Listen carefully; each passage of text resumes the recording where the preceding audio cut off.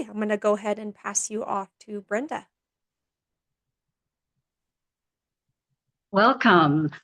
For those who don't know me, I'm Brenda Schaefer, and I'm the general coordinator of NATAA, which was changed recently from USADA.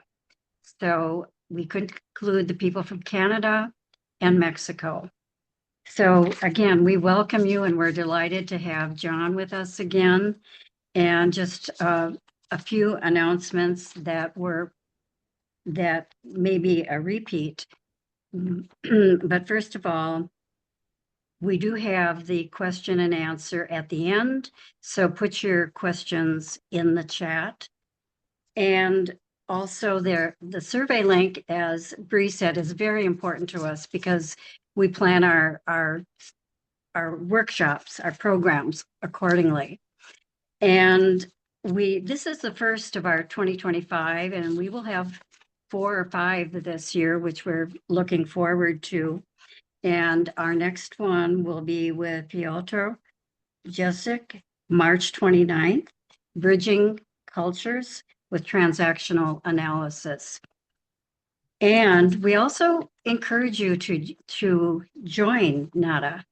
And you will, as a member, you will be getting the availability of all the workshops to date 6 months after they've been presented. And also we need you. I think we have a great organization. We're really trying to reestablish USADA in the name of NATAA, and we have several committees that are looking for members. So please join us. And if you really want any information about us, go to nataa.net, NATAA.net, and feel free to contact anyone. Thank you. And now, Lucy, will you present our guest speaker? I'm happy to. Welcome, everybody. Some of you know John well, some of you are new to John, and he's a licensed psychologist who practices here in San Jose, California. He was trained by Bob and Mary Goulding, and he'll say more about that. He's been a student of Redecision Therapy for over 50 years, which you can't tell because he seems so young. His book, which he recently published and is available online, Aspiring to Kindness, is about transforming male type A behavior, which has been one of his focal points throughout his practice. He's also a TSTA, which those in ITA will recognize, a teaching and supervising transactional analyst, and has taught all over the world. He will also be offering a workshop at the World TA Conference in France this summer. So if you haven't already looked at that's going to be a time when a number of us are going to get together from all over the world after we've been remote for a while. And he did give a prequel to this, I'm calling it a prequel to this program, which was in March 2022, and it's available on the to members on the NATAA website, and also came out in a link to you for anybody who wants to go back and experience that foundational material that goes with what we'll be talking about today. I will say that in both what he writes, what he speaks, and who he is as a person, that John is thoughtful, he's thorough, and he presents things that are understandable to all in human terms. Something important I would say about John, that he truly is kind. There will be questions, a little bit of time for questions at the end. And if you put them in the chat, then I will be collecting them and seeing if there are some that are similar and putting them together. And we won't have, if we don't have enough time for all the questions, then John has kindly said that he would do a follow-up, but we may be able to synthesize the questions, but they will not be answered till the end. And the other thing that's important for you to know is you will receive a copy of the slides in the follow-up email. And so do not try to take notes on all the detail that John is going to present, because it will not, it will just distract you, and it'd be better for you to be present here for the workshop. And you will get a copy of the slides as well as a link to the recording, which will be available for 2 weeks. So with that, I am very happy to introduce my dear friend and colleague, John McNeel. Thank you, Lucy. Thank you, Bree. Thank you, Brenda. I'm just entirely happy to be here today. Let me get my slides up here. Okay, I think I've done it, and it's wonderful when we were all gathering to see so many friends, and it was just wonderful. I mean, my goodness, and you know, a few of you in this audience. I mean, we've known each other for more than 50 years. There are a couple of you in this audience I've known longer than my wife, and we just celebrated our 50th. So, ladies and gentlemen, please fasten your seatbelts, put your seats into the upright position, and put your tray table down in front of you so you can take notes. Just don't try to take notes. Don't try to take down what's on it. Lucy, I'm repeating what Lucy said. Don't try to take down what's on the slides, because prepare yourself for a flurry. I'm going to cover a lot of material, and I hope that I'll do so in a way that is clear and understandable. And there is a great deal. I've been in one form or another. I've been working on these charts for over 35 years, and I'll talk about that some in the slide program. So I cannot talk about redecision therapy without showing. If any of you have been to any of my workshops, you know that I always start my workshop with a picture of Bob and Mary. I'm going to come back to this picture later in the show, and for lack of a better word, and I'll talk about it. I do want you to notice the tears in Bob's eyes, because, and I want you to look at the smile on Mary's face, and I also want you to look at their eyes, and I want you to see the kindness in their eyes. And also, what I invite you to see is how smart they are. You can look in those eyes and know that you're looking at two people who are keenly intelligent, and they were. And I'll say more about this picture later, but I cannot do this talk without talking about my two beloved teachers and mentors. All right. So, and always asking their forgiveness, because I have tinkered with the Holy Creed and brought some changes or suggested some. So the oops, did I?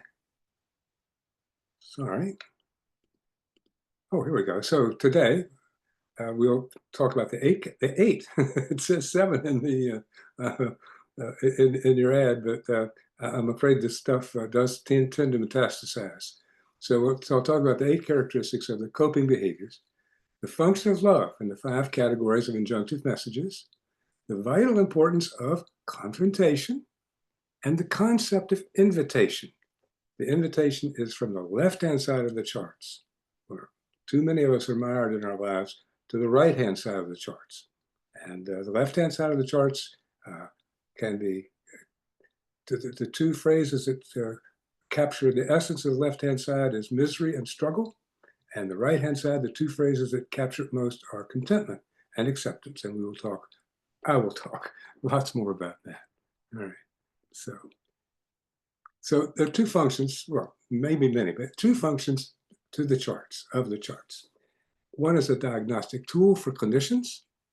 So that's at least that's their intention. And as an educational aid to our patients, a roadmap for their and our journey, and to make that movement from misery to contentment, from struggle to acceptance. Easy words to say, a little bit more complicated in practice to accomplish.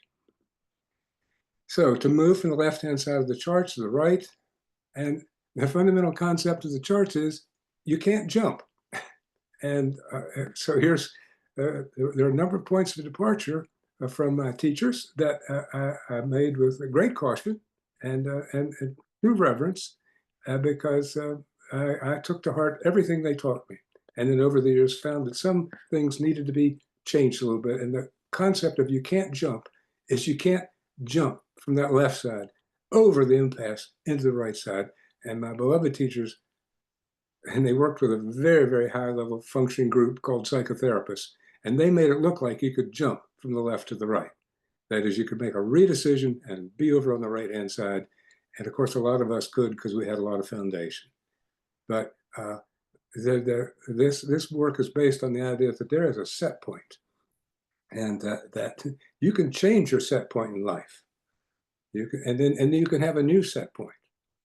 And just like you can have new set points in all kinds of how well you speak a foreign language or something else. And once that's moved, then you've really got something. All right. So now a brief history. I've already started telling you it. Creation of the concept. So injunctions and redecisions. At first, there was a canon of 12 injunctions and then 15 injunctions. And the goal was to extinguish the influence of the injunction by replacing the original decision with a redecision. And again, well, one of the things I thought about this, and I often say when I'm doing this, is, I mean, Gloria, you guys were there, but I wish you could have been there. I wish you could have. I wish you could have been there. I wish you could have been in that living room and watching what for all the world looked like magic. And Felipe, I couldn't remember the name for a sec. And so I'm going to do my best to pass along. But all I can tell you is that it was true magic. And every few years I go, and Bob's buried up there, and I go visit him at what used to be the Institute. So the expectation, and I did a whole dissertation around this, the expectation was from making a redecision, as visible and lasting thought, feeling, and behavior changes would result. And that's exactly what I proposed with my dissertation, and found out a lot of other good stuff. The expectation, and I'll talk more about expectation, the expectation was a little bit too great, but it didn't mean that the basic concept didn't have enormous validity. But the expectation that you could just do a little bit of a really intense work in a great setting, and then it would bring about thought change, feeling change, and behavior change, a little bit too ambitious. All right.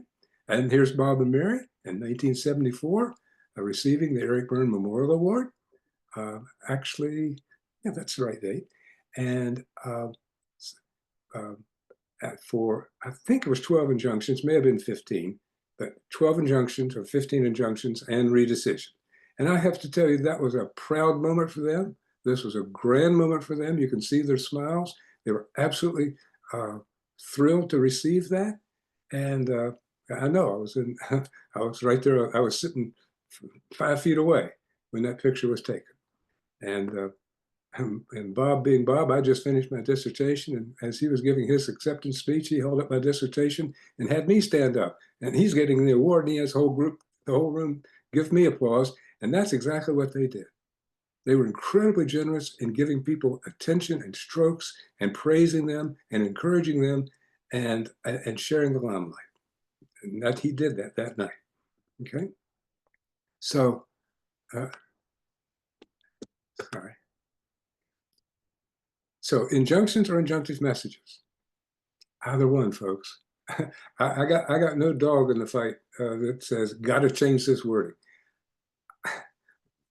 I have, and I'll explain as we go along, I have found it more useful in my work to refer to as an injunctive message as opposed to an injunction. An injunction technically is a legal term. A judge can hand down an injunction, and a judge can remove an injunction. And Bob and Mary did their best to remove injunctions. And anyway, I morphed and came up with it, but I got no, if you think, no, I want to use the original phrase, it's like, you got no argument with me. I'm out to help people, not to get caught up in that. So Bob and Mary believed a person could cancel out an injunction through making a new decision. And I would often hear them say things like, this afternoon, I'm going to invite so-and-so to finish with this don't be close, this don't exist, is, I'm going to invite him to finish with it, And so like, it's going to be life ever after without the baggage of that injunction. Of course, I'm not going to give him the language and all that of how to behave in that new world. But it was a worthy goal. It was a message received, or it was a message received and is a permanent resident in our heads and in our psyches. It can be re-triggered by events or even thoughts. Some of you might have, in America, may have had a few injunctive messages re-triggered in the last week. We've had a pretty traumatic week in our country for a lot of us. It can be re-triggered, and it can be identified, in real time and responded to in a healing manner, not in the old way. It's not about getting rid of the message. It's about when the message appears in our lives, however it comes, and we have the old response, that we have an awareness of it, we can recognize it, and we know what it is. We know what it is, and we can respond to it in a different way. We have choice over our response to the injunctive messages when they occur in our lives today, particularly those that go back in time and touch that third degree burn that there was that original injunction, that injunctive message, okay? So I worked with a wonderful group of people for 12 years with my training group, and we, at the beginning of that group, I said, there's more to Bob and Mary's theory of injunctions, and so they joined me, and every month for 10 years, we worked on this material. Without that group of people, this material would not exist. It would not exist. I have a debt of gratitude to all those folks, and I tell them that often. So if the injunctions are real, if there's a real thing called injunctions and identifiable, then they should leave a mark, a diagnostic clue that differentiates one from another. When you look at that picture of Bob and Mary, you have to understand that they had some unique gifts. They had a unique genius. First of all, when the two of them worked together, it was like one brain working at once. It was like two halves of one brain. It was remarkable. And the other was that they were gifted with an intuition. And Gloria, you can refer, I bet you could have lots of examples. Mary would look at somebody and talk to them for 2 minutes, and then she would say something like, when you were 5 years old, did your mother shame you because you wet your pants at school? And the person would go, how did you know that? Because they just had this gift. And they had the gift of just being able to diagnose an injunction just by looking at someone and talking to them. But you can't pass on the intuition. The rest of us, mere mortals, we have to have a way to figure this thing out in a little bit more plodding manner. Additionally, the injunctions, injunctive messages, they should each create diverse responses in thought and behavior if they're real. See, we want to say, are these real? And the resolving of each one should be distinct, including new thoughts and behaviors, that a person could learn. That the new behaviors just won't take place because this event took place. The person learns them. And the new behaviors, as you'll see, for a lot of people, they're just stunning. They don't believe that somebody could behave like that. So same thing. You won't be able to get rid of them. They will be powerful and will create habits, and those habits that they were your response to the injunctive message that you got from originally who knows where, maybe mom and dad, maybe society, maybe because of your race, your gender, whatever. But you will have a habitual response to whenever you experience that injunctive message, and those habits will make them diagnosable and treatable. So it's morphed into 10 pages of charts. This is from 3 pages in Bob and Mary's book that describe the injunctions. That was it. You go and look, 3 pages. So they've morphed into 25 injunctive messages, and 5 categories having to do with survival, attachment, identity, competence, and security. All right? And I talk about that in greater length in the first tape. And there they are. There's this is an older, and oops, that's in Italian, but looks kind of nice, doesn't it, in another language? And so page 1, there's page 2. All 5 categories have 2 pages, and oh, that was in Italian too. And the second page shows, and I'll talk about this much more, it shows the direction. You start on the left-hand side, and and you can actually mark where you are. The person can take a look at that, and they can mark on that graph, where am I? And then you got to go through the redecision, which I'm going to posit is an unsuspected truth, all right? And then move into, your thoughts are described on the left-hand side and on the right-hand side, and the person can look at that, which of those thoughts are more familiar to me. And if you have the injunctive message, the thoughts on the left-hand side will be more familiar. And if you were spared that injunctive message, if you grew up, I mean, the thought on the right-hand side will be much more familiar to you. If you have the injunctive message, the thought on the right-hand side will seem a bit preposterous. It'll seem a bit preposterous. It won't occur to you. You might be fighting for it. You might be fighting someday to feel precious, but it'll be preposterous for you to feel like, well, I am precious. All right? So the sequence on the left-hand side of the chart starts with the injunctive message, which is a believable falsehood, and they have no power if they're not believable. You know, everybody gets all the injunctive messages, but if you grow up in a truly protective home, you'll have protection from those messages. The despairing decision is, so one of the things we found 2 decisions in each injunctive message, not 1. Bob and Mary they just talked about the decision, and they only differentiated a few decisions, specific decisions that don't exist. So we found there were 2. The despairing decision, which is what I fear to be true about me or about life. I mean, I truly fear that. I really fear this is my despairing decision. I'm speaking the truth. I shouldn't be here. People will never like me. I mean, that's the truth. And then the defiant decision is my best attempt to be healthy, be resilient, to find some I'll show you energy in response to the injunctive message. It's the best attempt at trying to be healthy. And we can hear these things. You know, I mean, people will be talking, so I just feel like I shouldn't be here. I go, boom, hear what you just said. Bob and Mary always tape recorded their workshops.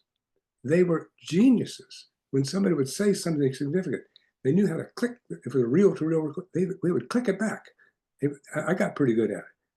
A little flick of the wrist, and they'd back the tape up. And then they would play for the person. I shouldn't be here. I shouldn't be here. I shouldn't be here. I shouldn't be here. I shouldn't. So they could really hear the early decision, particularly the despairing ones. And the defiant decision. And I got to tell you, the defiant decision feels a whole bunch better than the despairing decision. And after a while, the constant use of that defiant decision morphs into what I call the coping behavior. Yeah, it's like as soon as the stimulus appears, I've got my coping behavior. One of the things I learned from my type A behavior work: stimulus appears, boom, free floating hostility or time urgency, instantly, no thought, no nothing, instant reaction. All right. So these are my habit pattern stemming from the defiant, constant use, repeated use of the defiant decision. As I said in my last article, on the seventh characteristic, all of us use the coping behaviors at one time or another. It's which are those that become our go-to response when we feel insecure, when we feel hurt. All right. Because you see what happens on the left-hand side of the chart is, yeah, you got your coping behavior, but it's just what it says. You've learned how to cope with the injunctive message. The coping's always with the injunctive. You felt the presence of the injunctive message, and you go into coping. You know, your spouse says something a little bit critical, boom, you're coping. You can't talk to me that way. How are you? It's like, and the coping behaviors are not really functional in that setting. So I'm going to talk more about invitation. The invitation is to go to the right-hand side of the charts. And this on the right-hand side, then we have the redecision, which I have, but I've reinterpreted, reframed as it's a process, as opposed to it's a single action. is a process of integrating an unsuspected truth. If you go through that column, all the things in that column are true. You know, I don't think there's any debate about them being true. But if you have that a particular injunctive message in a very strong form, the unsuspected truth will seem a little fantastical to you. If you grew up in a warm, safe household, it will not be a surprise to you or unsuspected that unconditional love exists. And we're going to talk about the potency of love in all 5 categories. So you have the redecision, then you have the resolving activity. In the type A work, we call these drills. Drill to behave like a type B. Seems fantastical to a type A to stand in a long line and just be really patient. To a person who doesn't have type A behavior, it seems like normal life. The resolving activity are things that we do intentionally that are non-intuitive. These things are not non-intuitive for someone who doesn't have that injunctive message, and I would say have that injunctive message in an unprotected setting. We all get all of the injunctive messages, but if we're fortunate, we also got lots of protection from the falsehood in the injunctive message. If we are not in that protected environment, then we believe the falsehood, and then we respond to the falsehood, maybe for the rest of our lives. And then we also need a new parental voice that is protective, because somehow or another, the parental voice the person carries with them doesn't carry adequate protection for when the injunctive message appears. And that new parental voice needs to have agency. It needs to be powerful. It needs to have love. It needs to have the presence of love, the presence of a warmth for ourselves. And it needs to have common sense, which is information about the world as it is, not as we wish it to be. Okay? As the world is. Dr. Friedman was asked one time, is there anything you teach in your type A program besides common sense? I'll say this more politely than he did for the tape, but he said, not a damn thing. He said, that's it. That's all I teach, common sense. Yeah. Meaning, using type A behavior doesn't meet the high standard of common sense. Responding with our coping behaviors, we're doing the best we can, but it doesn't meet the high bar of common sense. So the coping behaviors need to be confronted. That's what I'm talking about. Necessary to confrontation is we need to have confidence that we are confronting something that is harmful to or for the person, that we're not just picking on them, or we have a moral thing about something and we're just doing our little countertransference thing and making you a good kid. I told Dr. Friedman one time, I said, I've got all the people in all my groups. It was when we had 55-mile-an-hour speed limit. I said, I've got everybody driving at 55 in my groups. And Dr. Friedman said, that's not the point. He said, getting everybody to drive at 55, he said, that's your type A behavior. That's your controllingness. The idea is just to drive in a non-urgent way, not to, I went, oh, great. But he was right. He was right. The idea was to get people to drive in an unhurried manner, no matter their speed. So, and then confident that our confrontation, is of a destructive behavior, not the person or her personality or his personality. That we're not saying there's something wrong with you. We're saying, and if you read my stuff, you know that I'm always using smoking as the quintessential metaphor for a coping behavior, because then you'll see it meets all the qualifications for a coping behavior, all the characteristics. And remember, the coping behaviors are on our blind side. We don't see them, or if we see them, we really don't have any idea of their impact. And there are visible clues they are visible clues to diagnosis. But the coping I don't understand my sentence. Of the coping behaviors and the injunctive messages they represent are not, but the coping behaviors and the injunctive messages they represent are not generally recognized by the person. In that blind spot, example of blind spot, bad breath. And 98% of the time, we don't know we have it. But anybody who's within a foot of us, they know. We're trained up pretty much not to say anything about it. So I know something you don't. That's the blind side. I watch people and listen, and I hear things that they don't hear. And I see things they don't see. I help them to see them and hear them. Not generally recognized by the person, or if they are, smoking again, heavily defended. All right? Now here are the 8 characteristics of the coping behaviors. And I'll see if I can slow my pace just a bit. Because these are important to know. Because they give us the confidence to confront the behavior. Right? And confrontation is not anger, it's not disapproval, it's not criticism. It is being in a setting where the person has asked for our feedback. I never give this kind of feedback to somebody on an airplane. There's no contract. They haven't said the magic words to me, which are help me. I'll talk more about that. So number 1, as crazy as the coping behavior, look, smoking a cigarette. If anybody in this audience are smoking still, please stop and find out what to replace that with. I doubt if anybody is, but if you are, please stop. I watched Bob Goulding destroy himself with cigarettes, and my father, and a number of my relatives. All right? So, but it's important to remember that they bring comfort. Remember, this is comforting myself in the face of this very painful thing called the injunctive message, that at some level I believe, and I'm fighting not to believe it. And in that fight, I'm comforting myself. I tell people all the time, if there's a behavior that you do not understand or seems so nuts to you, so crazy, think about comfort.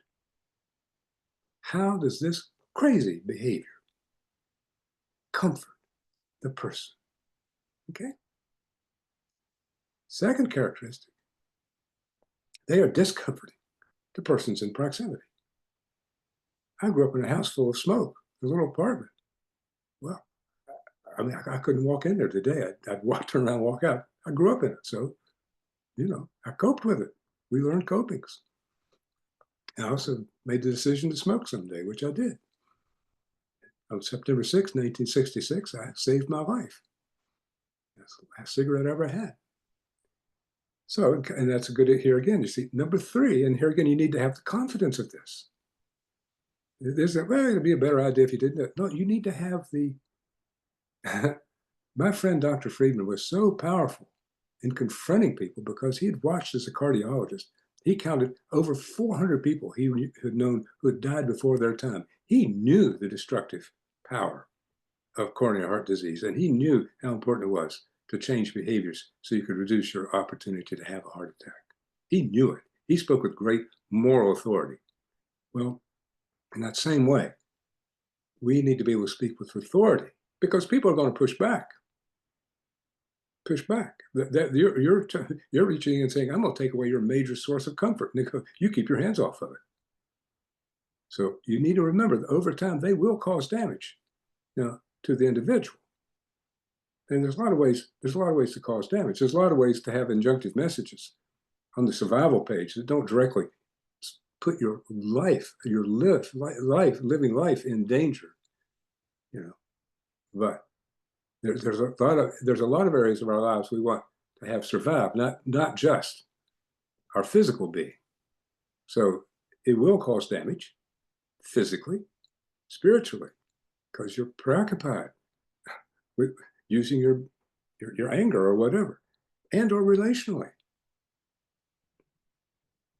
Type Bs fundamentally don't get divorced. They don't.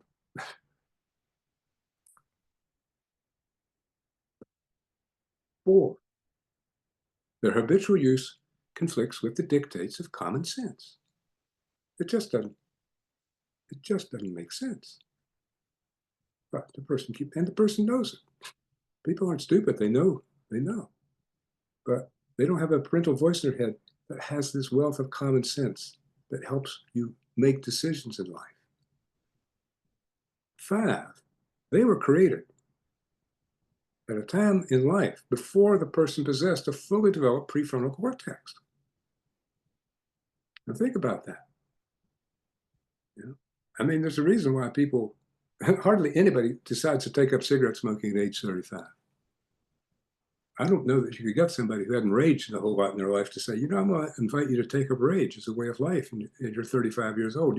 You've never done it, but I can teach you how to easily get enraged in traffic in different places. They won't do it. They've got a prefrontal cortex. They'll go, that's nuts. Why would I do that?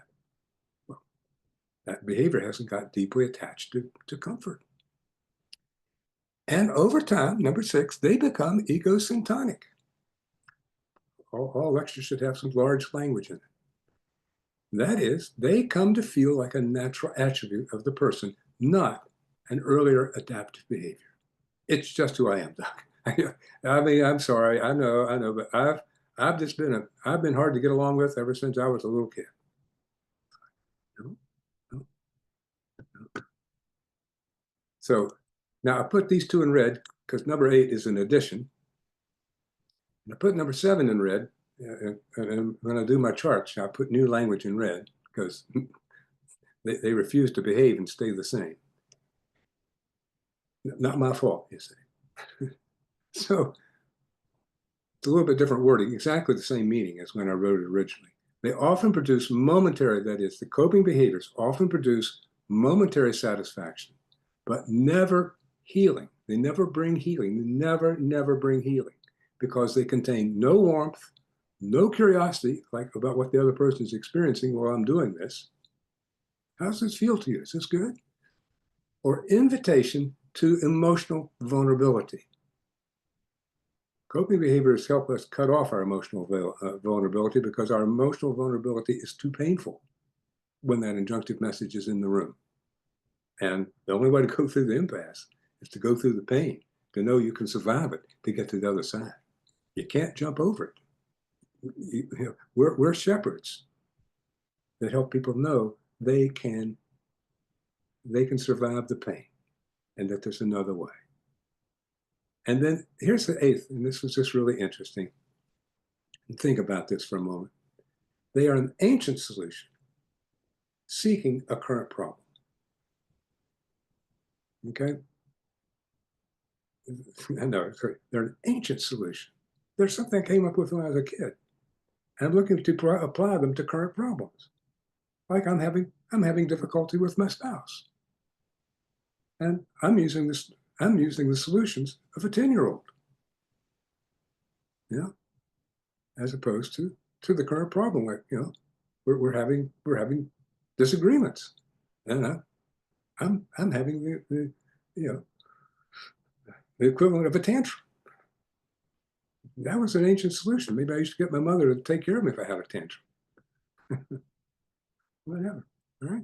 So those are the 8 characteristics. And as you go through the charts, you know, the coping behavior for each injunctive message is different. That's the part where if they're real, they will create their own signature where the coping behaviors are the signature. And you can see them. They're not theoretical. You can see them, you can hear them, you can feel them, and you can gain information about them from what people tell the stories of their lives and how they handled things and what happened to them, you know, through all of our history taking. But they're there, and they're not conducive to change. They're conducive to successfully beating down or beating back the injunctive message for that day. But I may look around, I may feel better after screaming at the traffic for a while, and I'm not noticing everybody in the car, all my family, and all the people who have vulnerability around me are shrinking away in discomfort at my anger. You know, everybody feel better now? It's like, no, Dad, we don't. We're scared again. We'd rather be having fun. So now I want to talk about the importance of love. And in each of the 5 categories, okay? And it is important to understand the lack of loving warmth on the left-hand side of the charts. The left-hand side of the charts is like, here again, I'm not speaking from some sort of morality, like, oh, you shouldn't do those. It's like, I'm talking about, there's just a real lack of warmth on the left-hand side. I mean, remember, the two characteristics of the left-hand side are misery, because it's kind of, if you're getting enraged in traffic and you can't do anything about the traffic, not if you live where I live anyway. And, well, it's kind of miserable. And you could be having a nice time. The people in the next car are, you know, they're listening to music and enjoying themselves or whatever. So there's misery and struggle. So I get caught by that traffic jam, like every day of my life, but somehow it's a new event. And then I start to struggle. I'm struggling with all these cars that are in front of me. Except, what am I struggling? I'm struggling with my sense of helplessness. One of the beauties of this fine decision is it gives me a sense of agency, destructive agency, but it gives me a sense of agency when I feel helpless. And injunctive messages that really affected us, those that were communicated to us in an unprotected setting when we were young and we were helpless. It's like at 5 years old, you can say, you know what, I'm going to pack my bags and I'm going to do the common sense thing and I'm going to get out of here. You know? Right? Not possible. So there needs to, there is really no love of it. It doesn't mean we can't have moments of love, but it's like by their nature, the left-hand side don't contain love. And here's a little piece I did. Unresolved injunctive messages are destiny. But think about it. Think about it. Think about it. Look at someone when they're elderly, and their life is on their face. You know, it's taken on some grooves, and you can see there in that face where what that person's life has been like. Shakespeare said there is no art to discovering the content of the mind by looking at the face. Right? The coping behaviors are often associated with success in the practical world. You know, working 80 hours a week, that can make you pretty successful in the practical world. There is no resolution in the emotional world. Absent the presence of love, there is no resolution in the emotional world if all there is in a person's life is their 80 hours of work. Doesn't mean you can't have to work really long hours and still bring love into your house. It's just that so many people, they've exhausted themselves in the struggle to keep themselves someplace they didn't want to be, that by the time they get to the place where they need to be vulnerable and need to be a safe person, they are used up. There's nothing left to make the environment safe. Okay? Here again, it's like, and where I live, 80 hours a week is kind of respected and admired behavior by a lot of people. And you go, well, okay, that's how you get to make it. I said, yeah, but I'm talking about people who have tens of millions of dollars, okay, and they're working 80 hours a week, and their families are starving to death emotionally, and in the best yacht in the bay, but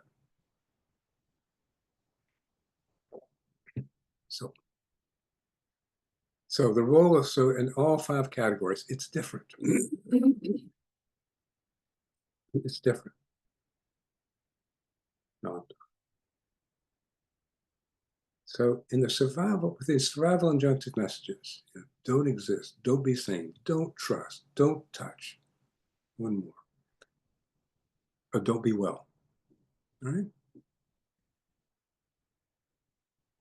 There is such a profound lack of a certain kind of love that the goal is to find out, to discover that unconditional love actually exists. Now, if you grew up in a loving home, it's like, well, of course it exists. It's everywhere. And of course, then if you grew up in it, you see it in loads of people. You just find all kinds of people who are full of love. But if you grew up where that didn't exist, so your best option, look at the coping behavior where they don't exist. I'm after recognition, approval, And the really high bar is I want to get to a life where people envy me, because the defiant decision, I'm going to go through it later, the whole is in that particular injunctive message. Okay? But it's dumbfounding, because in that, the best you can get is earning the best conditional strokes possible on the left-hand side of the charts. And on the left-hand side, you can rack up a lot of conditional strokes. All right? But as we all know, conditional strokes don't substitute for unconditional strokes. All right? Unconditional love is unlike recognition, approval, or being envied. Rachel Naomi said, all love is unconditional. Everything else is just approval. And a person starts then to look for people who have love. They've always unconsciously looked for people that didn't have it and then try to get this other thing from them, proving that they can, I'll show you, I'll get what you didn't give me. All right. So that's the goal within survival. And by the way, the person has, part of the learning is they have to begin to recognize unconditional love as it exists in other people, and then allow themselves to have access to it. The largest change that people working on our type A behavior have to make is the acceptance of affection, the acceptance of unconditional, because in the type A world, everything's conditional, right? It's learning to have the passivity, if you will, to allow people to give you love. Very difficult, because the person doesn't believe it's there. So in the attachment, oddly, non-intuitively, the task is to learn how to give love. I like to say, to learn to give the love that you were never given. To learn to give it. Because what we give, of course, comes back to us. But we've got to, here again, we have to get across that impasse, because on the left-hand side of the impasse, I may give you a big allowance, but I won't, there'll be a conditionality to my love. And I need somebody to guide me across that impasse. It's going to hurt. It's going to hurt, you know?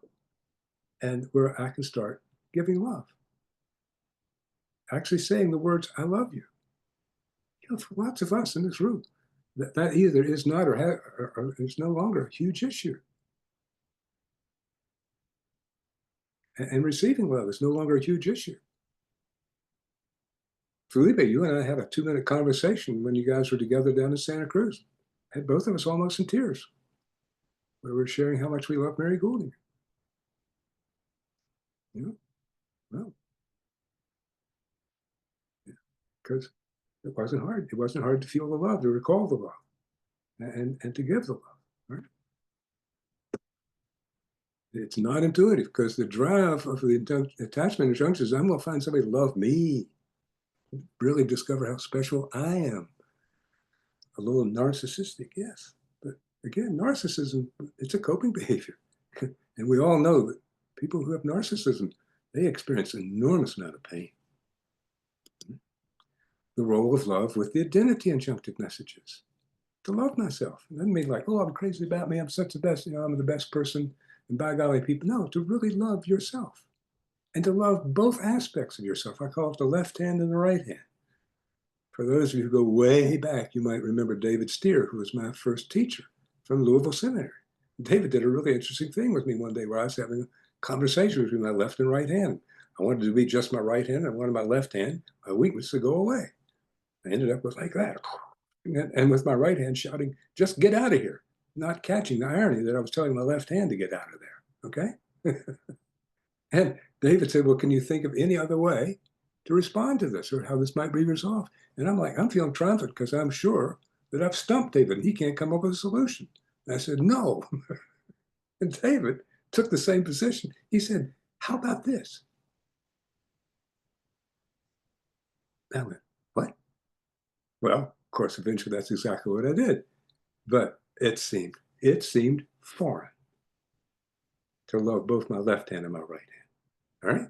It seemed foreign. All right? And we need to love both our weaknesses and our strengths. And a lot of times, of course, what we think is a weakness turns out to be a gold mine, because it's really our gift. I really hated my sensitivity. Let's see. Am I giving this lecture today if I don't have my sensitivity? I don't think so. If I didn't bring my left hand here. And to know and to love your gifts and to be thankful for your gifts. So you love your gifts and fashion your life around your gifts, not someone else's gifts. Because so much of the identity issues have to do with really trying to be somebody else. Because and being jealous of other people.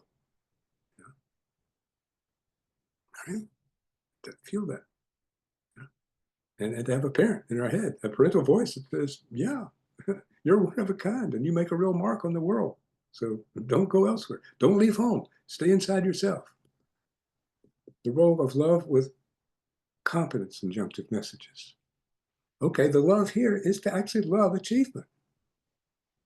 I mean, so that, and it's construct a life where we have the sensation that we're always achieving things, even when we're making mistakes. As one of my friends likes to say, there are no mistakes. There's just learning, you know?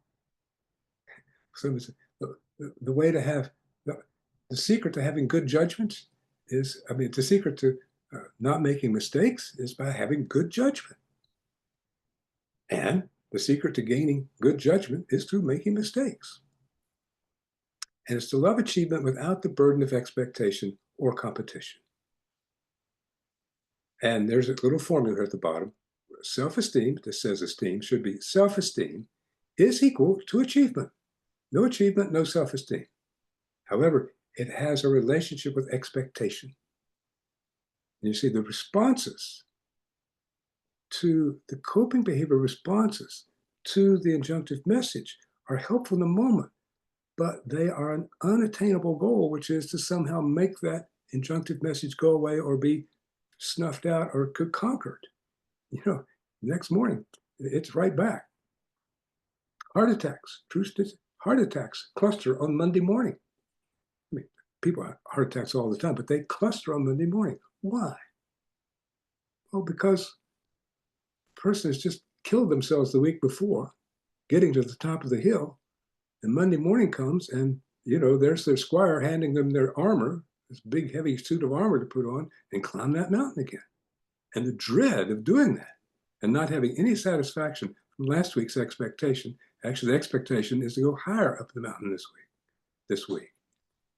It's in relationship to expectation. And only one thing we can change there is the expectation. And whatever the achievement, if it comes out to less than 1, then self-esteem is not enhanced, right?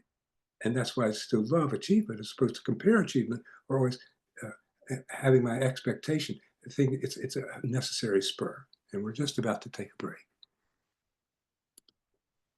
The role of love with the security injunctive messages. All right, this is where we get into, those all have to do with, well, what we want to do in life is live our lives from the right-hand side of the security page, because that's really where contentment is, and joy and enjoyment and security, feeling secure, not like a coping behavior secure, not where I've tried to be secure in life because I'm impregnable. I have so much wealth or whatever, and I'm bulletproof. Yeah, I'm bulletproof. I'm bulletproof. I also don't have any relationships, and it can get close to me because that proofing's around it.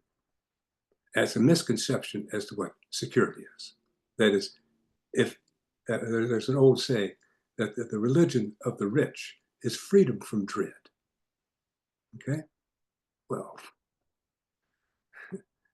good luck. And so security is not, I've got the place where nothing bad can happen to me or I can't be hurt. Security is having the awareness that I can handle what happens and I can get the help I need to handle what happens. And in the process, to love being alive. And if you love being alive, then you are also understanding that life has suffering and joy. And to accept that and to love being alive. To know that, you know, we've paid the price, if you will, because all people suffer. And I'll end with this before our break with reminding you that Scott Peck wrote a book that's now fairly ancient, called The Road Less Traveled. And his first paragraph is 3 pages. And it says, life is difficult. That's it.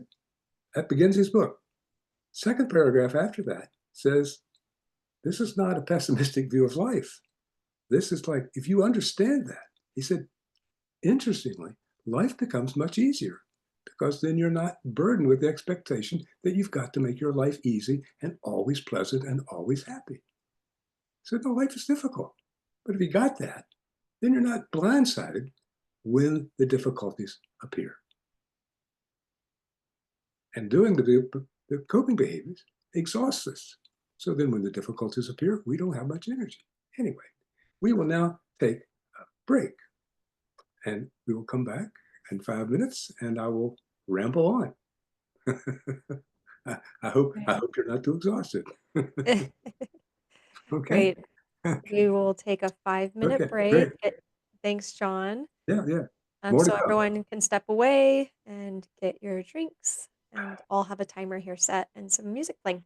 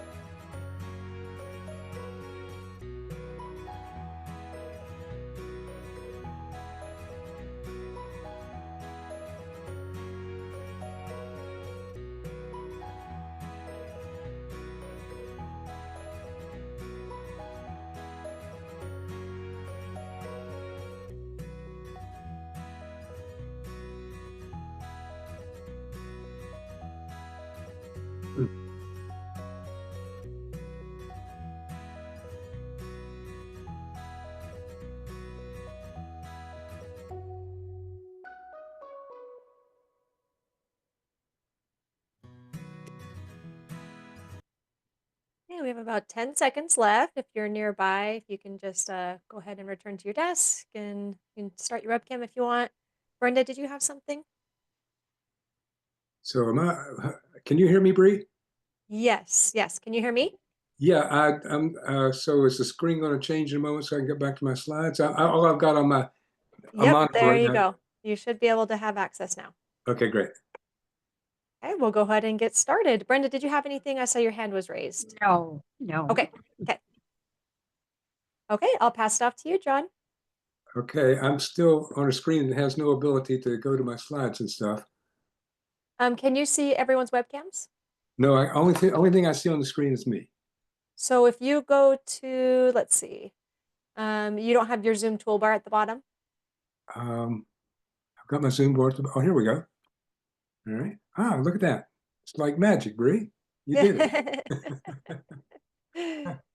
So just take a moment and okay, all of you look like you're still breathing, and that's good. That's good. So I'm doing pretty good getting through my slides. I can never quite tell, how long the slides will take. So I suspect we'll actually have some time at the end where I can take questions. Sometimes I set my expectations too high. Wonder about that. Wonder what that is. Okay, let's go back to work. Whoops. Okay. Sorry, You're good if you click on your PowerPoint, the PowerPoint button on the bottom of your screen, in your menu. There's an orange circle that says P. Oh, you just passed it. It's next to Microsoft Word. sorry, I'm not. You're totally fine. It's on the bottom. It's like the 2/3 over to the right on the bottom menu for your computer. Okay. Right. Oh, you passed it. It's orange. Oh, the PowerPoint? Yes. Okay. Oh, There you there go. we go. There we go. Oh, there we are. Magic. I did it. You did do it. You did great. Any of you ever want some advice on how to do things on computers? Talk to anyone but me. Okay. So, um, and so love and resiliency. Okay. I mean, one of the reasons why the coping behaviors have such power is they seem to give us a certain kind of resiliency. And indeed, in the moment, they very often work or help us feel better, help us to feel more resilient. But remember, and here again, you need to remember this so that you're not saying like, oh, it'd just be so nice if you could go over to the right-hand side of the chart. It's like, no, it's like, life is really actually very hard over here in a way that doesn't need to be hard. Using coping behaviors to an extreme is extra. It's kind of like, type A behavior. Type A behavior is extra. I'm sitting in traffic. I'm going to move my car, but now I'm screaming at the people in front of me, or I'm just quietly fuming. Well, that's extra. And I don't even notice that I've gone into a state of misery and struggle. I'm struggling with what can't be moved at that moment by my power. All right. So there's a different kind of resiliency. And once again, it's being able to convey a confidence that there's a better way to do life than on the left-hand side of the charts. There's this other world. So remember, the left-hand side is characterized by misery and struggle. And the right-hand side is characterized by acceptance and contentment. Doesn't mean you always feel acceptance and contentment any more than you always feel misery and struggle on the left-hand side. There's lots of great moments you can have in life. And, it's just that it's the word characterized. They're characterized by that. And it means if my life is characterized by misery and struggle, no matter how beneficial my circumstances are, then my set point is in that left-hand side someplace. And if my life is characterized by a pretty optimistic view toward life, it means my set point's over on the right-hand side. It doesn't mean that bad things never happen to me, or I don't have moments of misery. It's just that in my misery, I remember that once that misery passes, I'm going to go back to my set point, as opposed to I've just finally gotten invited, I guess got elected to the top spot in my company, and so I'm a ebullient. But the ebullient not going to last very long because my set point is actually over in that left-hand side, and it's the regression to the mean. If my mean is in misery and struggle, no matter what happens in my life, I'm going to be around that mean. And if my mean, my set point is in the right-hand side, then I'm going to experience life's difficulties and struggles and miseries much differently. I still won't have power over them, but I'm going to experience them much differently. Right? And the preoccupations on either side are very different. They're very different. Yeah? And I'm of the opinion that it's better to be preoccupied with what one loves and thoughts of love. Not some airy-fairy like, it's like, no, it's better. And gives us, and actually gives us more resilience. We're much more resilient on the right-hand side. When I'm inviting people to change out of their type A behavior, they're like, but I don't want to become like one of those, candy people who can't stand up for themselves. It's like, no. If I'm successful and you work hard, you're going to be more assertive, not less. Oh, you can be aggressive.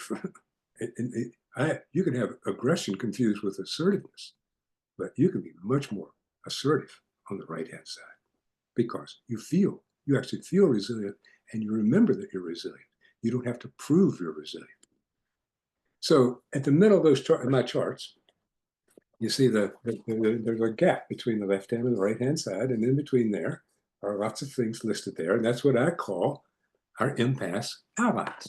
All right, and so they are. These are the things that are our aids in helping people go through the impasse, and to be used at different times.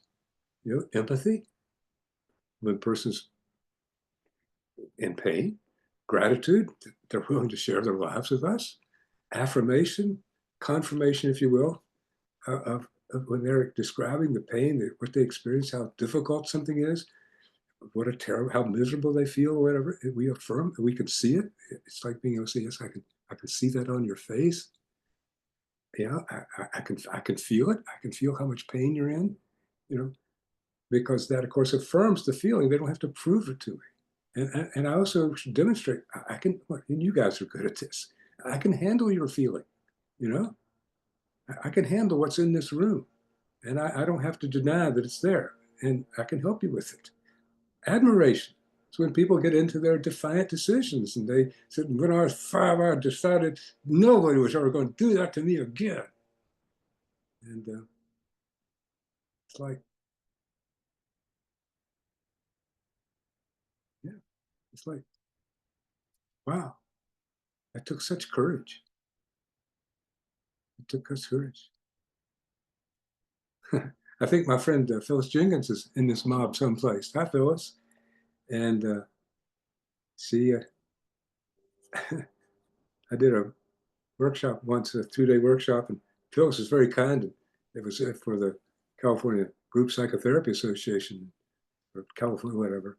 And she said, you be careful with this one person. He's pretty tough. He kind of gets to be hard on. And I said, okay. And he did his toughness with me and threw up all of his stuff, just like Phyllis predicted.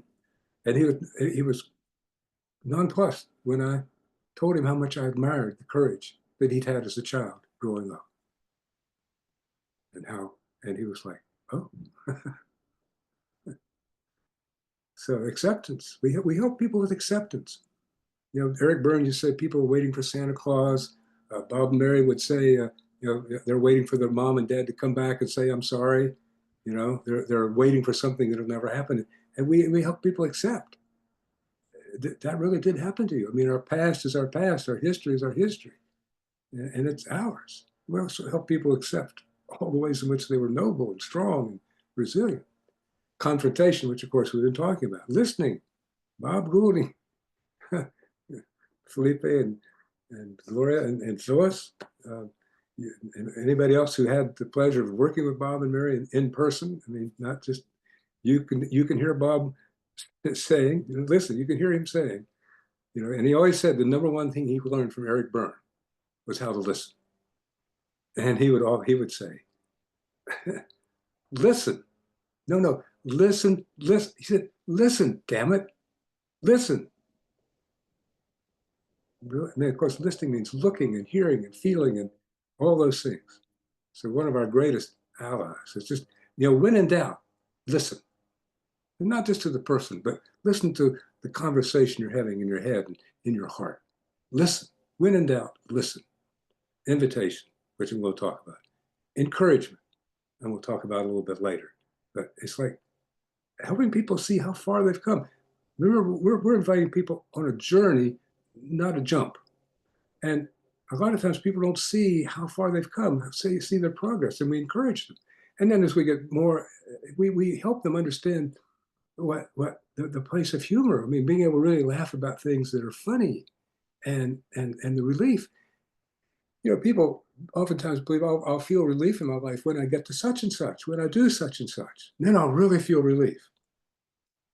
I sometimes say to people, you remind me of the person who's practicing the piccolo furiously every day, hours every day, hoping someday to be a great tuba player. That I'll finally be relieved when somebody hands me my tuba. And lo and behold, on their 65th birthday, they hand them the tuba and they don't know what to do with it because they haven't learned the secret of real relief. Relief is not, I've got someplace. Relief is, I don't have to listen to all that stuff. That's false. I don't have to fight with it. The relief is, I can say no to the voices that tell me to destroy myself. I don't have to fight with them. So those are our, and of course we switch back and we switch back and forth. And bad humor, again, my three pals have just mentioned, and anybody else out there, it's one of my good friends from years and years ago, particularly any of you who were there. And one of the things you absolutely know was an incredible gift that Bob and Mary had, is within 15 minutes, 20 minutes of a workshop, they had everybody in that room laughing. And it wasn't just that they were laughing at something really funny, and that uplifted everybody in the room, and everybody could join in and enjoy. That was one of the most fascinating characteristics for me, to see so much humor, to see so much laughter, to see dreadful things turned into something that you could handle and then could laugh at you with your relief. And I said to Bob one night, we were out on the patio, and I said, I was talking to him about I was just so struck. I mean, I just never seen that much humor in my life. And I complimented him. I said, that's an amazing thing you did. And Bob said, and again, some of you can hear these words. He said, John, he said, I truly believe, again, that phrase, I truly believe that when someone is laughing at something that's really funny, in that moment, that person can't be sick. I mean, you may be able to parse that, but just think about that for a second, and they live that, So I've already gone over this. To despairing decision, we use empathy, gratitude. I've already covered that. So to the coping behavior, we use recognition and confrontation of the behavior. The confrontation is of the behavior, not the person.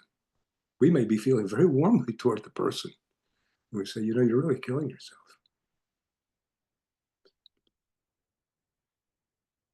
So what is this invitation? The invitation is to believe, first of all, is to believe that the right-hand side exists. For a lot of people, the only thing they've ever really known, except for brief, and everybody gets to get a little taste of the right side. It's not an impermeable barrier, but it's where the set point is. Where do we live? But it's like to believe the right side exists, and my set point can be over there. And the invitation is to accept help in moving one's set point from the left side to the right side. We can't do it without help. There's a closing I use I've used thousands of times with the type A groups. And the first line is, we are here because we realize we need more help than we can give ourselves. And a lot of people in that circle go, no, I'm self-sufficient. But, they say it 500 times and they start to believe it, right?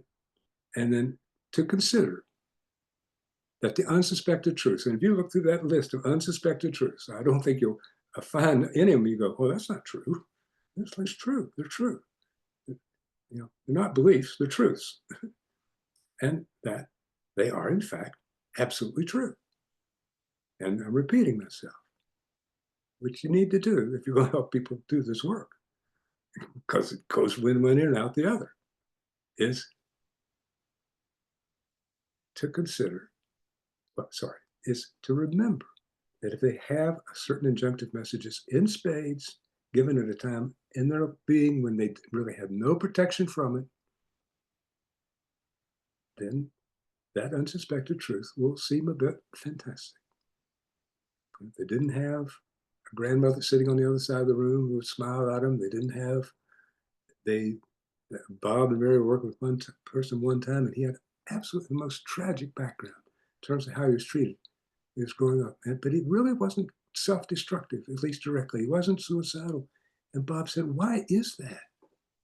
He said, well, he said, my father died when I was 2, so I barely remember him, and my mother remarried this terrible person. He said, but my mother would tell me that when I was a baby, I was sick a lot, and we lived a couple miles off the road. And my father literally would walk through the snow to get into town, to hitch a ride into town to get the medications that I needed. And that was enough. That was enough. It was like, oh, there was some real love in my life. You see?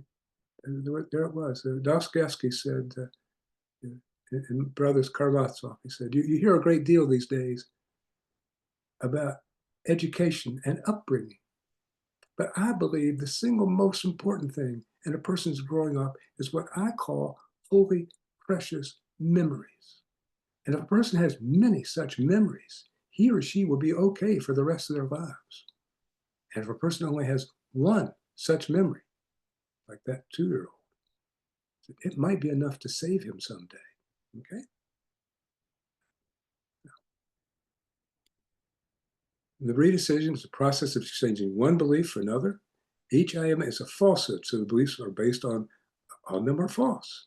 And we invite people to trade in the false beliefs for the truths that are unsuspected.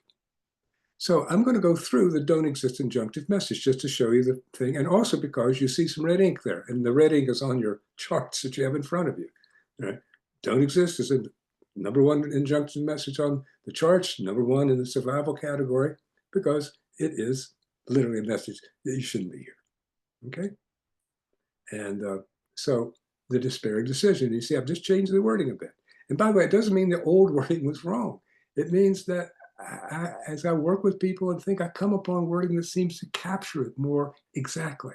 And I don't have a dog in this battle either about, is my wording correct?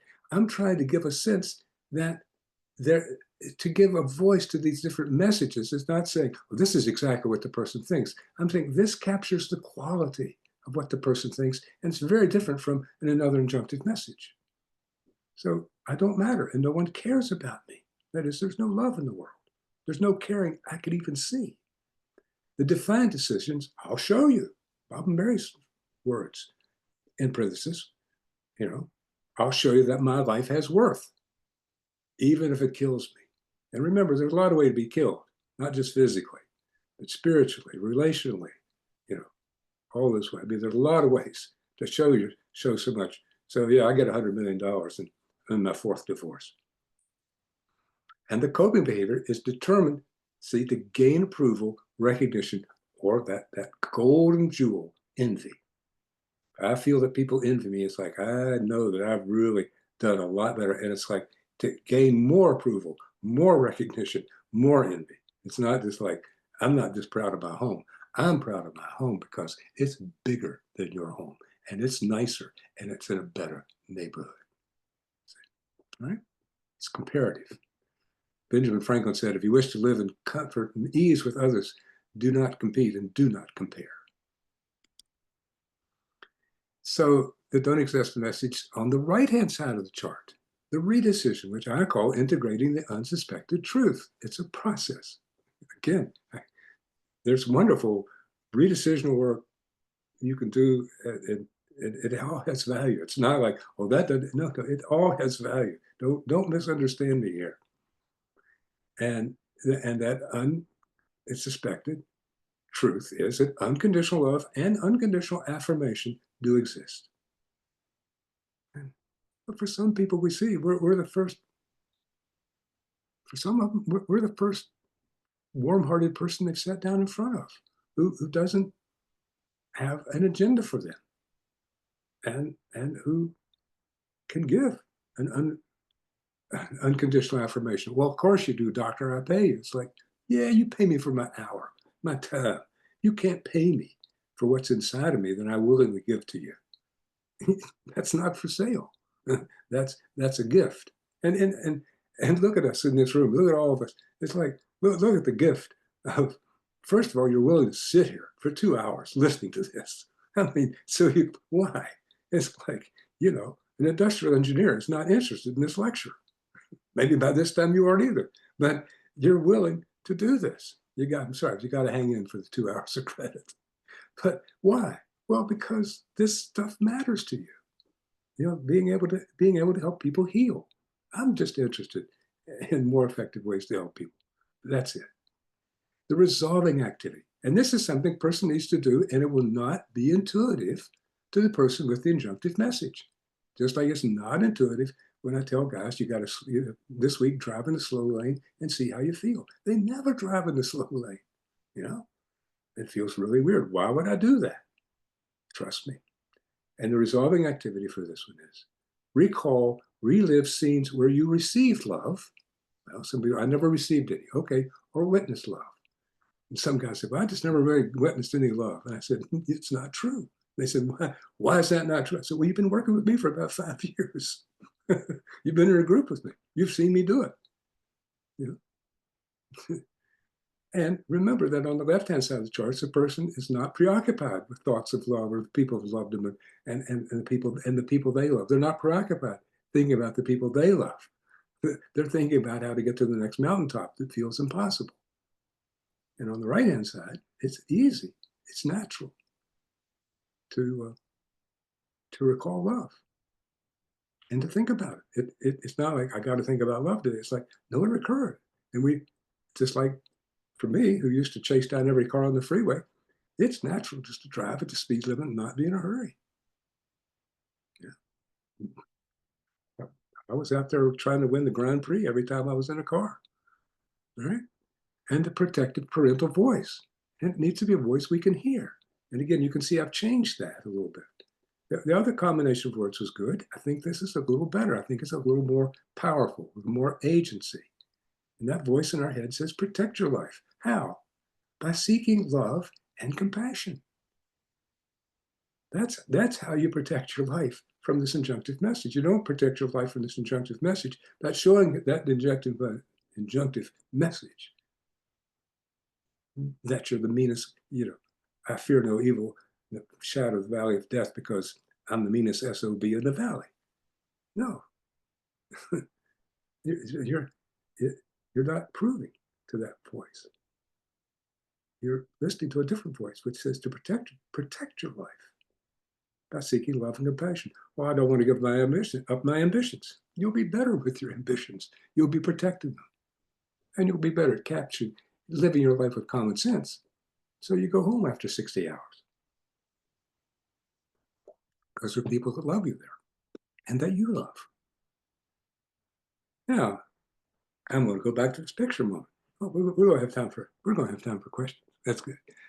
All right. So now a lot of you know this because I tell this story all the time. All right. But what are Bob and Mary looking at in this picture? All right. This picture was taken on June 29th, 1974. And June 29th, 2024 just passed, which was my wife and I's 50th anniversary. All right? And they are watching Penny and I get married on the front lawn of the Western Institute for Group and Family Therapy. All right? And my poor mother from West Virginia is standing there, a little bit agog at all these weird people dressed up in all this stuff on the front lawn. But she was a good sport. She did great. Anyway, they're watching us get married. And for those of you who are at the Institute, that's Ed Frost standing back there. And I went to call Ed on the 50th anniversary, and I'm sorry to share with you that about 3 months before our 50th anniversary, Ed died at the age of 93. But and you can actually see his body language because Penny and I sort of buried ourselves. Ed signed the document, but we sort of did the whole thing ourselves. So he was also, for those who knew, he was a Presbyterian minister, and so he was, he could sign a marriage license, and he did a lovely job.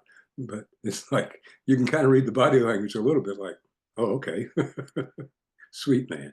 And this is us exchanging our vows. My wife will never forgive me. She made her own dress, and I told her I was going to be very casual at the wedding. So she made a dress that would be very casual. And a week before our wedding, I went and bought this Italian suit. So I've spent the last 50 years trying to make up for that. All right. So, and that was the nature of it. That was the quality of it. And I'm happy to tell you that that continues into today. All right. So now you know about the picture, and you know why Bob Goulding. You see, Bob Goulding, he was an alcoholic. He had his own problems. All of us do. And what you get to see, the reason I love that picture is because you get to see the real Bob and the real Mary, where they're both just flooded with love. And really where you got to see the real Bob and real Mary was when they were working. When they were working, all right? And those tears in Bob Goulding's eyes are genuine. And I saw them many times when he was working with people, and the amount of care he felt for somebody absolutely oozed out of his pores. And Mary could be the most compassionate person I've ever seen in my life when dealing with somebody, empathic when they were in one of the old spots that was terrible. So I love that picture because you get to see the real people, all right? There was a lot, like every one of us, there was a whole lot else in their lives, but there was that real person inside. And at the moment when they were both feeling love, you got to see the real person. So I'm going to tell you about a very sweet book. If you don't know about it, this is absolutely a wonderful find.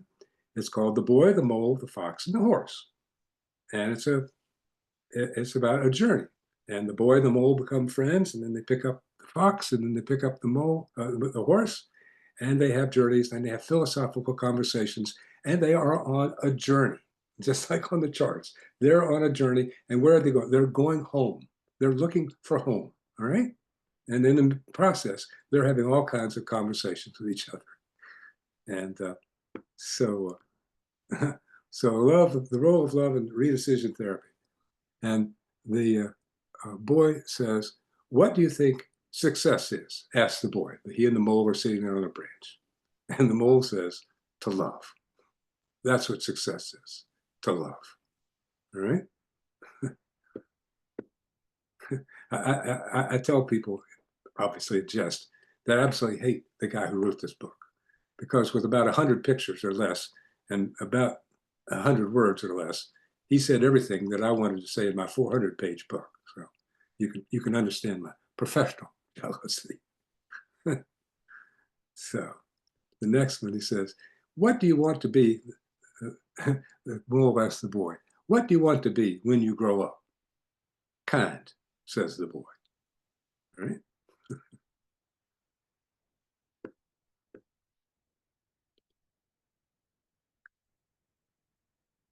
One of the greatest freedoms is how we react to things. Well, that's really what we're talking about. We can't live in a world that doesn't re-stimulate our injunctive messages. I'm sorry. But when you get laid off, no matter how nice they are and explain it to you, if you've got an injunctive message that says, I never make it, that little thing's going to get stimulated. It's going to seem strange to you to have thought, well, this is painful, but I wonder what good will come out of it.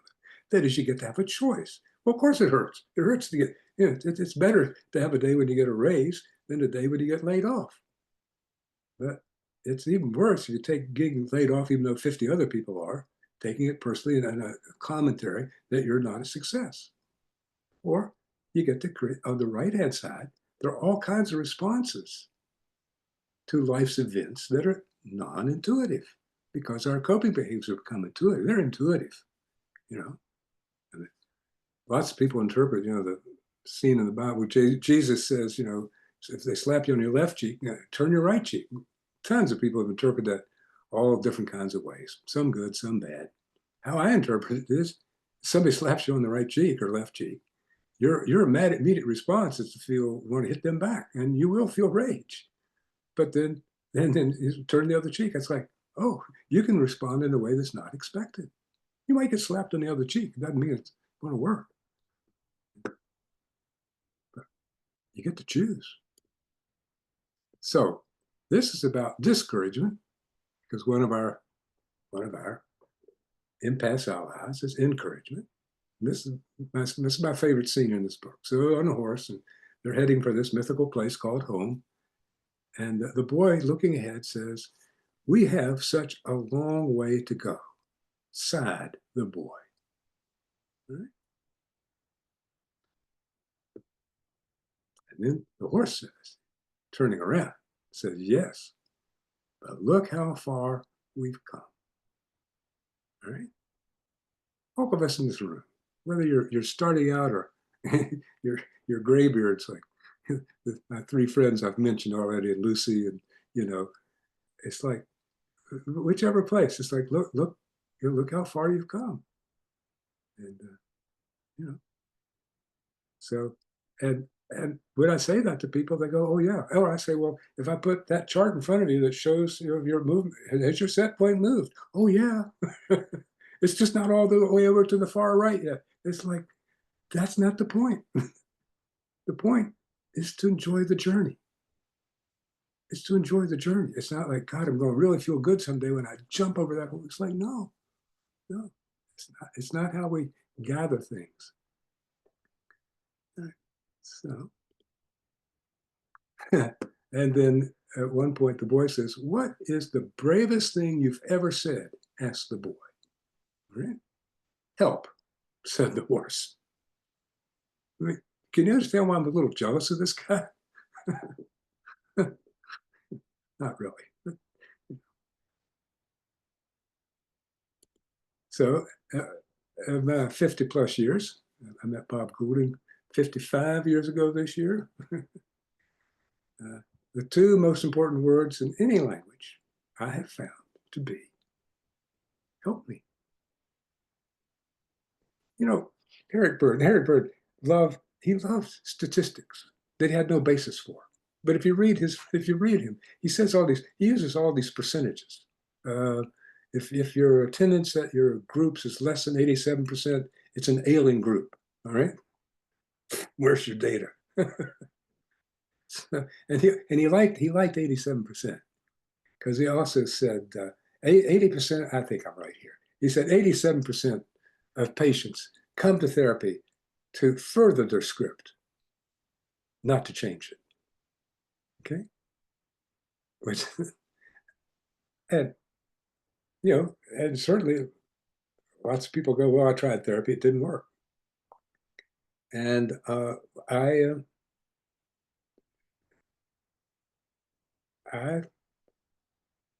let people know I'm there to help. And do you want help?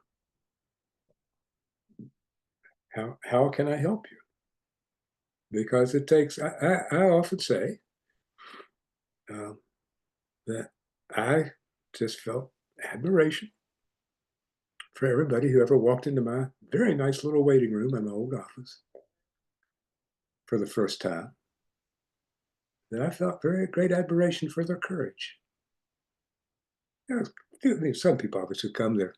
I'm their fifth therapist. They're kind of used to it. But for so many people, this was their first time into the pond. And to get there, they had to experience a fair amount of pain. And so I just was really appreciative of the courage it took. Some stayed, some left, you know. But I was just, I was always, at least at some level, they were coming in and saying, help me. And for a lot of people, that was the first time in their lives they ever said, help me.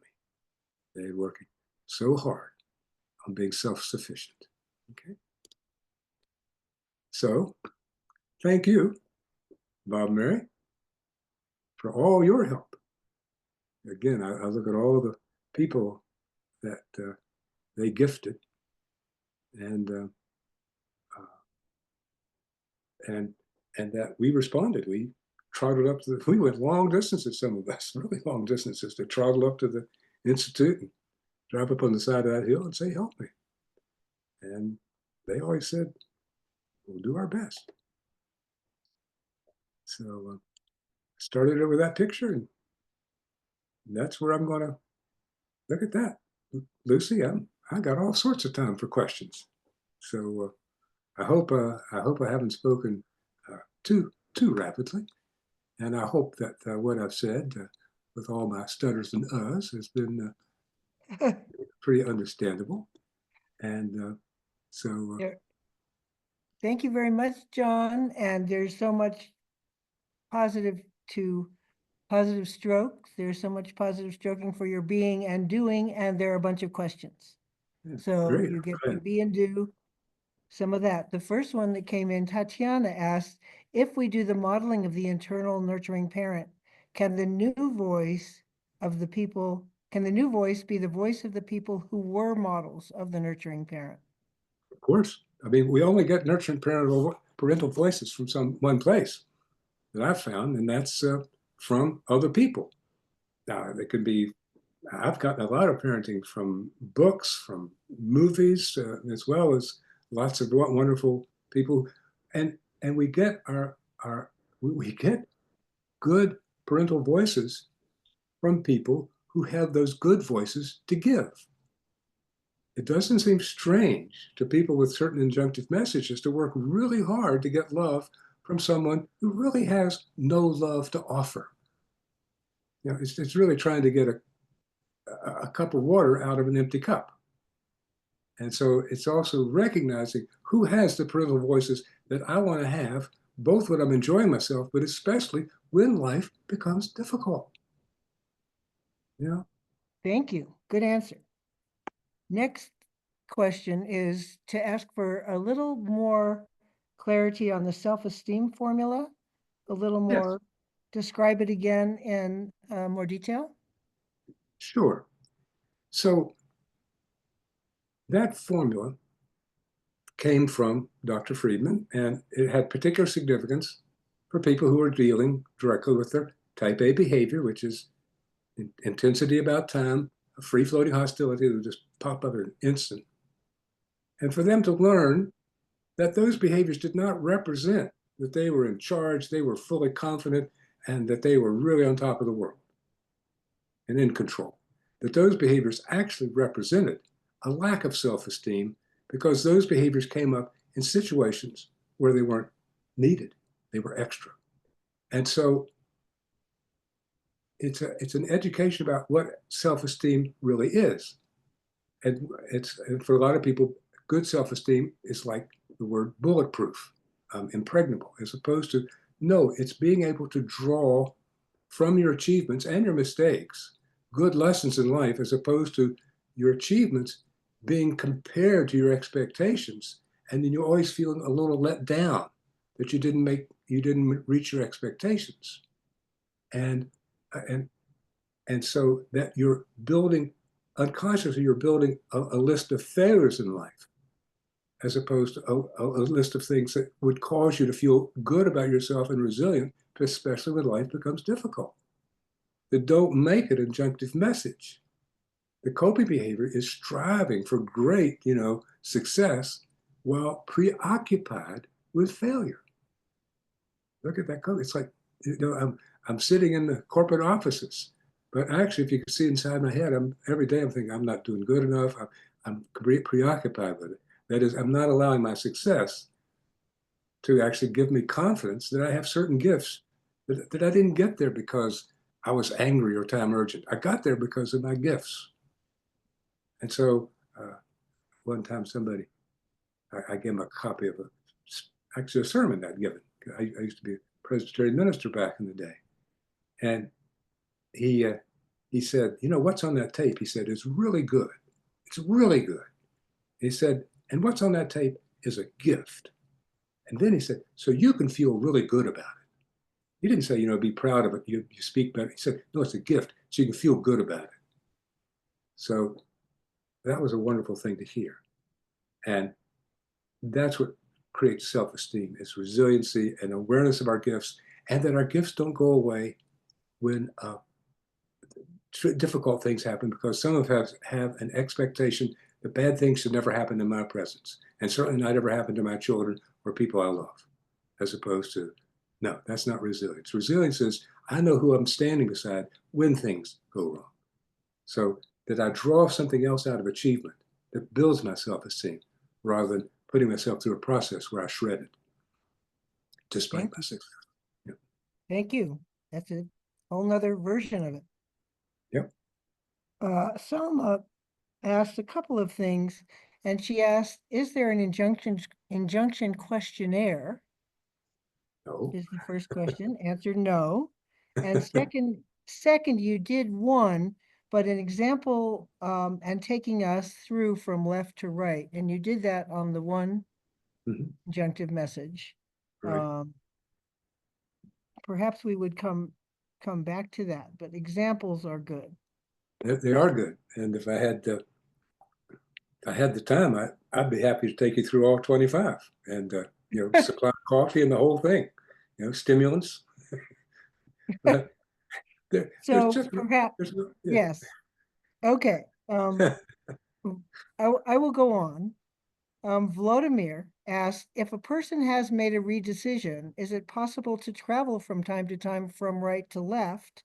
And does that mean the real redecision wasn't made? I think that's a perfect question. Vladimir, Perfect. great question. So you can't jump from left to right. I mean, you can have moments where you get a taste of what the right is like, but you can't jump and stick, okay? But boy, can you jump back to the left, okay? I mean, look, this is why I talk about the injunctive messages are always with us. We don't forget them. We don't cancel them. They don't, it's like, no, they're there. And life will stimulate them. The issue is, how long? It's not whether we go back to the left-hand side. Well, of course we go back to the left-hand side. My wife is very sweet. She'll say to me, I don't hear that tone of voice too often anymore. Now let's see, is she referring to how loving, kind, compassionate, and patient I'm being at that moment, Vladimir? Or is she saying, oh, you're using a tone of voice that you used to use a lot in our marriage to control things? Okay. The issue is, even when we're back on the left-hand side, knowing that it's transitory, knowing that our set point is someplace out in that better place, and that we're not heading in that direction. I had a colleague who had a very good metaphor for this, because we had a lot of fun in our Type A classes. After years and years of work, people talking about the Type A attacks they had that week. You know, why? Well, because life stimulates it. But the issue wasn't that they had the attack. The issue was, how long did were they grumpy for 3 days or 10 minutes? Right? And she had a great metaphor, which is we're heading in a certain direction on a path in the woods, you know? And there's a tree root, and you don't see it. And you trip, and you just fall flat on your face. What do? Well, you get up, you dust yourself off, and you keep going. So of course we go back, and we can jump. It's just, oh, I don't want to be here. And I don't have to be. It's like, oh, I get around anybody who's smoking, go, oh, that's terrible. Oh, I don't have to do that. I don't do that anymore. I don't have to stay around it. I can go. All right? Okay. So this one is I think you can tease out some helpful information here on comparing, for example, with cognitive behavioral therapy. how is this process different? And can a person do it on their own, or do they need to be working with a therapist? Eric Berne once said, a person can become their own psychotherapist. But, he said, it's akin to learning how to cut your own hair, quote unquote. I actually had a friend in seminary who was so cheap, he learned how to cut his own hair. He would stand in a group of mirrors. And, anyway. So the answer to that is no.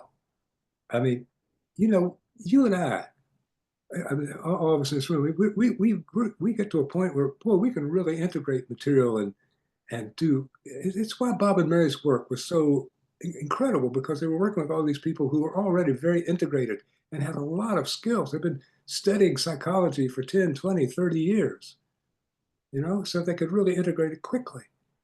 But the answer to the question is no. We need more help than we can give ourselves, and it's a gift to allow ourselves to be helped. It's one of the And things. how can you, so put on some tuning for us. I know you're familiar with cognitive behavior therapy. Sure. And what are we adding here? There's a whole emotional range here that we're adding, is what I would say to that. And we help people find the origins to things. We help people you can hand a list of injunctive messages to somebody, and 87% of the time, how's that? 87% of the time, they won't pick the most powerful injunctive message in their lives because they don't see it. We do. We hear it, we watch it. It's like right there in front of us because it's there. It's not, in that regard, it's not theoretical. It's like, it's right there. And so cognitively alone, you're not working. No, you can't be your own. You can look in the mirror, but the mirror won't talk back to you. I tell people very often, I'm a talking mirror. I tell you what I see, and I'm a very good observer. But it's like we can't change what we don't know about. And it takes somebody else looking at us. We find out about ourselves in human relationship.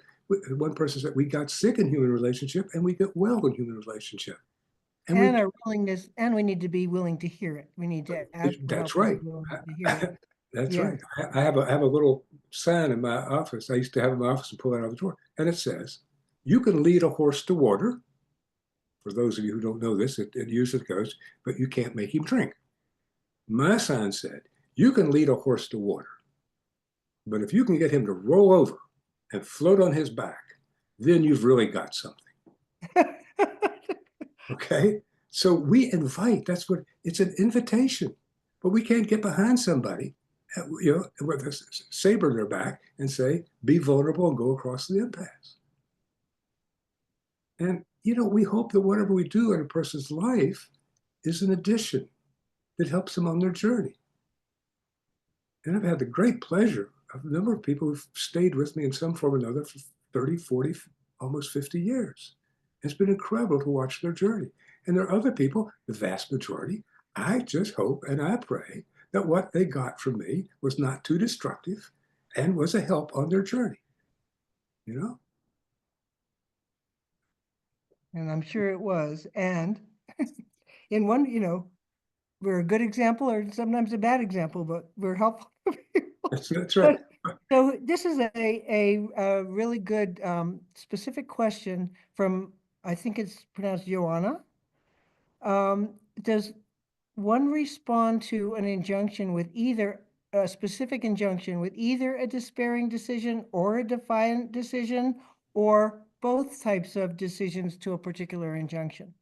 Great question. I'm so glad. So I think there's a sequence, you see. So a little background. If you go back and read Bob and Mary, Bob wrote at one point their specific belief, which is that the child had a choice to make a decision to obey the injunction or not. And then it went on from there that, of course, then all you have to do is just make a different choice today because you chose the first. And I just so don't agree with them. Because if the whole chorus around you when you're 3 years old is screaming, you shouldn't be here, you're going to think, God, I shouldn't be here. because you don't have a prefrontal cortex. You're not separate. You don't have self-individuation. You don't have any of those things. And that's where we came up with the idea. It's like, if that injunctive message there, and there is no protection, there's nobody who's with a lot of love and power saying, "Oh, don't listen to that. Your mom's just nuts. Don't let that get to you too much." I mean, where it's just right there. You're going to feel despair, and there are going to be words that go with that despair, and we can hear it. People say they're despaired decisions. They just don't know that they're saying them. We know they're saying because we hear them. They don't hear. I'll say to them, "Did you just hear what you said?" They're, "What?" I said, "You just said the words. I shouldn't be here." Or Bob and Mary are very good at confronting laughs. "Oh, well, I guess that must be the death of me, you know?" And they were very good at that. So then, but the despairing decision is really painful. That's why when people revisit it in front of us, when they actually feel it in front of us, they're in so much pain. But they're in pain in front of somebody who's having compassion for them, who can feel it, and who's not running from the room like, "I can't handle this."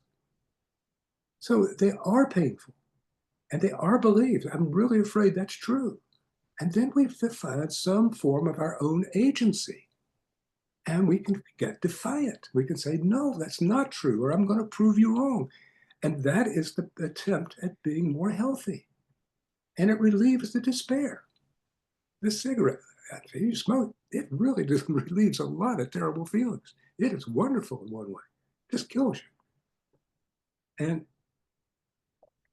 And then you do that defiant decision. And then every time you feel the despair, something happens in life, has nothing to do with your parents. It happens between you and your teacher, between what? You and your friends, and you feel it, and you use the defiant decision. It relieves somewhat or gives you something to do with instead of feeling the despair, and it really helps you. And after a while, that becomes a pattern, and then you have the coping behavior, and that then becomes largely unconscious, except it's not unconscious because the first time I ever interviewed Dr. Friedman, he told me the 8 or 9 at his invitation. I agreed. He told me the 8 or 9 type A behaviors I had shown during that interview. And he was spot on. And I hadn't known that I was doing them. Because he said, "Can you tell me the type A behavior you used?" I said, "No, I was trying to be good." And when he said it, I went, "Oh, there they are." Sorry. So yes, you have both a despairing Yes, decision that's and a right. defiant That's decision. right. Thank you. And Thank you go for back and that. forth. There are a couple more questions. I don't know if we can answer them quickly because one is, what can we do with people who seek validation of their script in therapy? That's a big question. I don't know that we can do that. And Olivier asked, that was from Sangeeta. And Olivier asked, what are the purpose of injunctions? Saying, why do we need them? Huh? Ants work together collectively without any, the ants don't seem to have injunctions to work collectively. Why do they exist? So maybe that Oh, would be a good one to close on. There are more questions that have come in at the end. right. Well, I'm But I delighted don't for think that. we have enough time. No, we don't. Um, well, injunctions,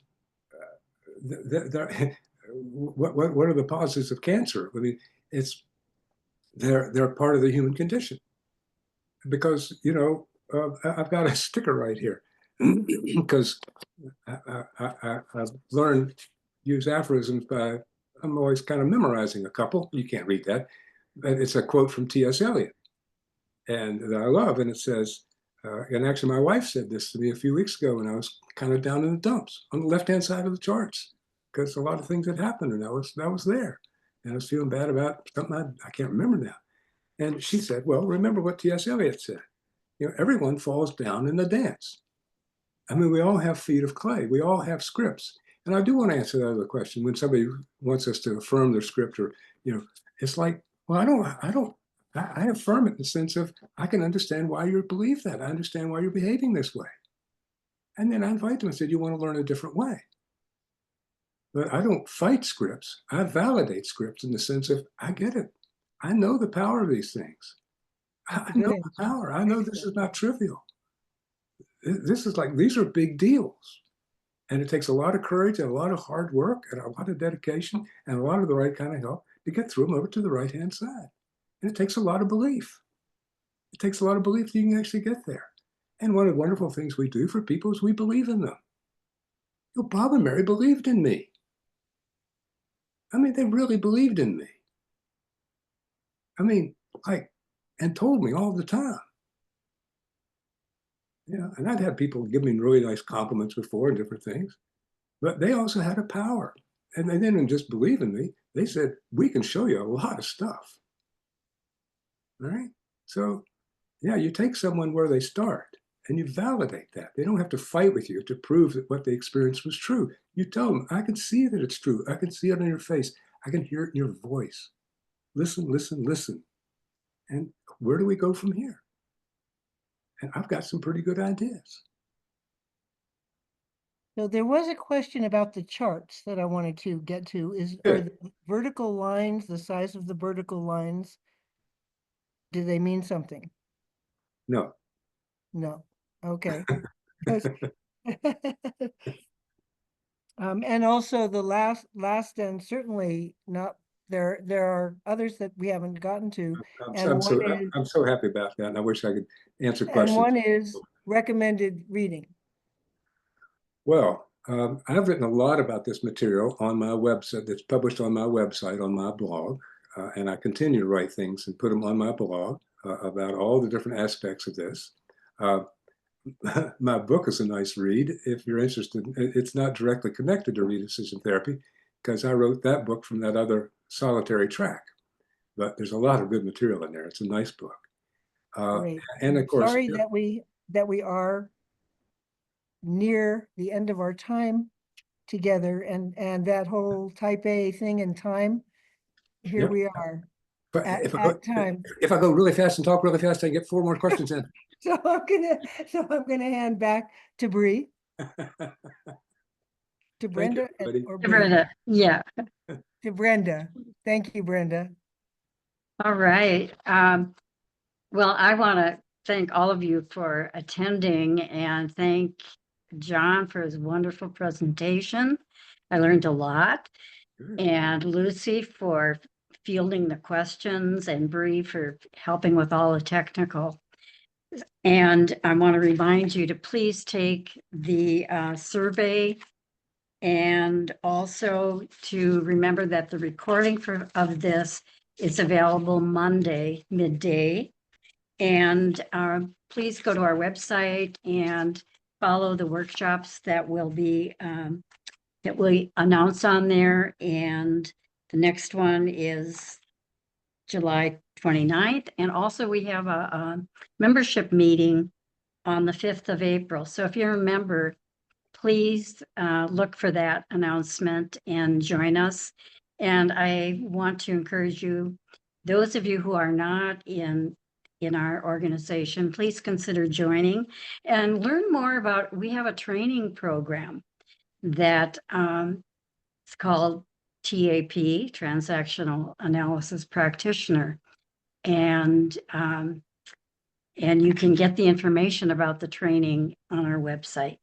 So thank you again, all of you, and we hope to see you again.